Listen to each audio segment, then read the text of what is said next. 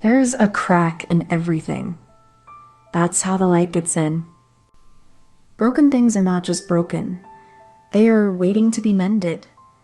Not with haste, but with care.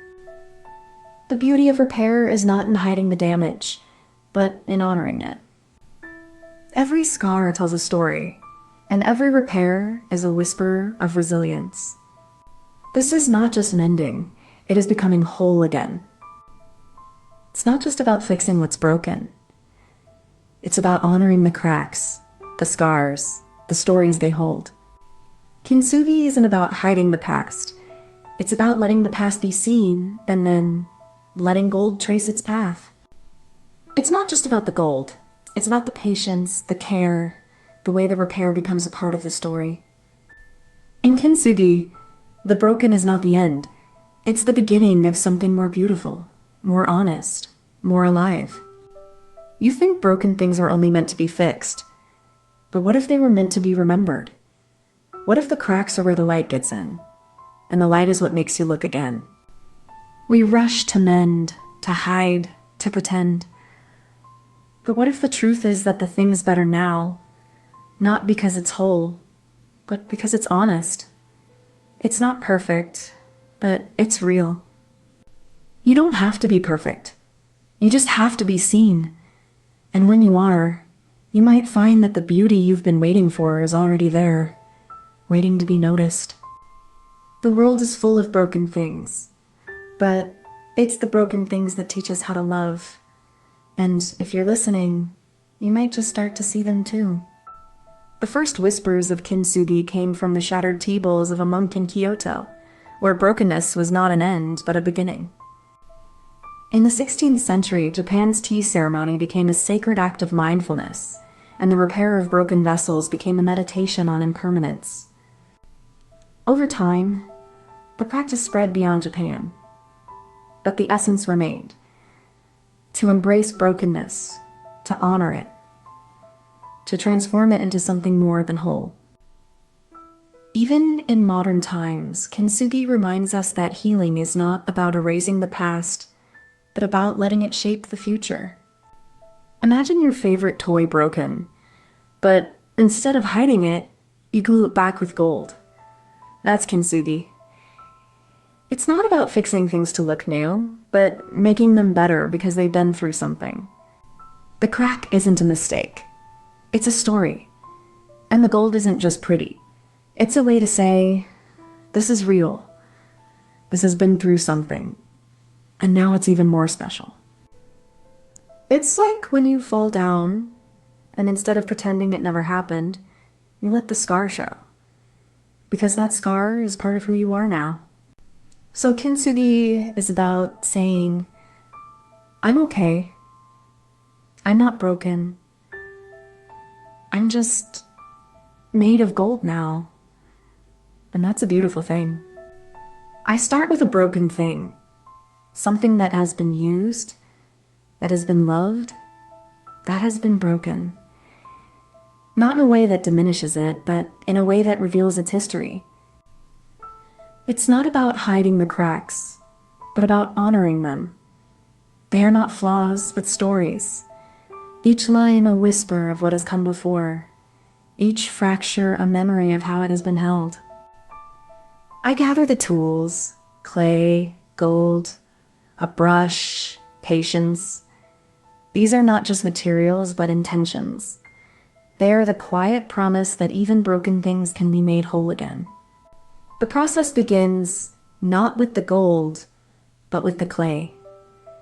I shape it like a second skin, filling the cracks not to erase them, but to embrace them, to give them form and purpose. It's not about fixing, but about transformation. The broken becomes part of the whole.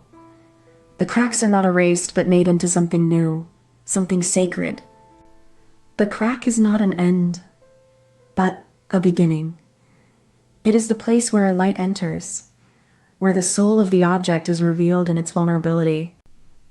The artisan carefully applies the lacquer, a thin layer like a whisper, binding the broken pieces together with patience and precision.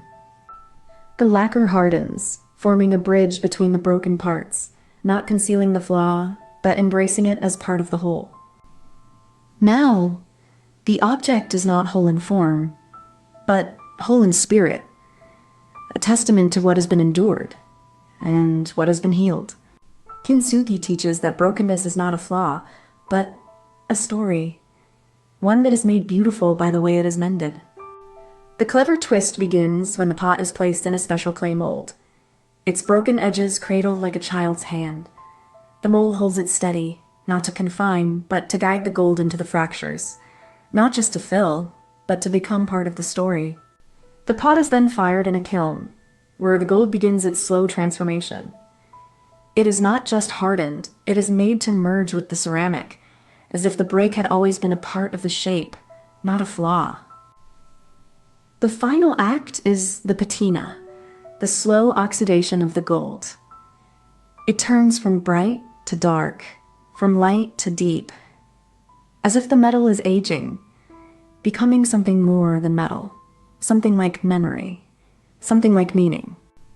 And so, the vessel stands not as it once was, but as it has become.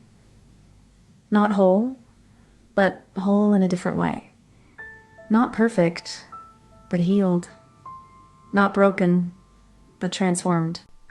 Beneath the gold, the cracks are not flaws, but stories. Lines of fracture that trace the path of something once broken, and now made whole again. In the lab, scientists study the microstructure of ceramics. How they break, how they bond, how the gold isn't just decoration, but a bridge between past and present. Gold, in its purity, is not just an aesthetic choice. It's a material that resists oxidation, that holds time in its stillness, that lets the broken become something new. There's a chemistry to healing, where the broken parts meet, where the glue becomes part of the whole, and where the gold acts as both sealant and memory.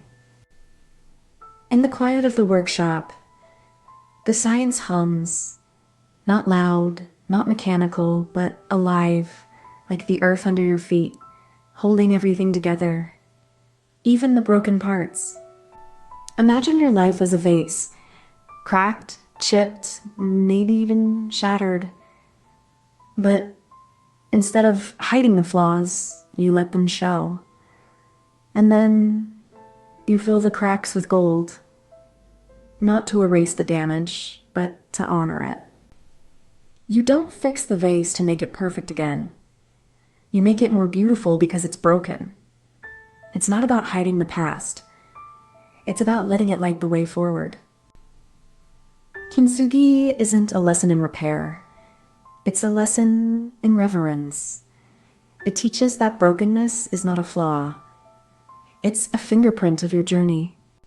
So, when you look at your own cracks, don't see damage. See the golds. See the light. See the beauty of what you've been through. Because healing isn't about making it whole again. It's about making it wholehearted. Before you go, if you enjoyed this, please give it a like and subscribe so you don't miss the next one. And tell us in the comments what you'd like us to make next. We read every single one. Thank you so much for watching. Comment this emoji if you made it to the end.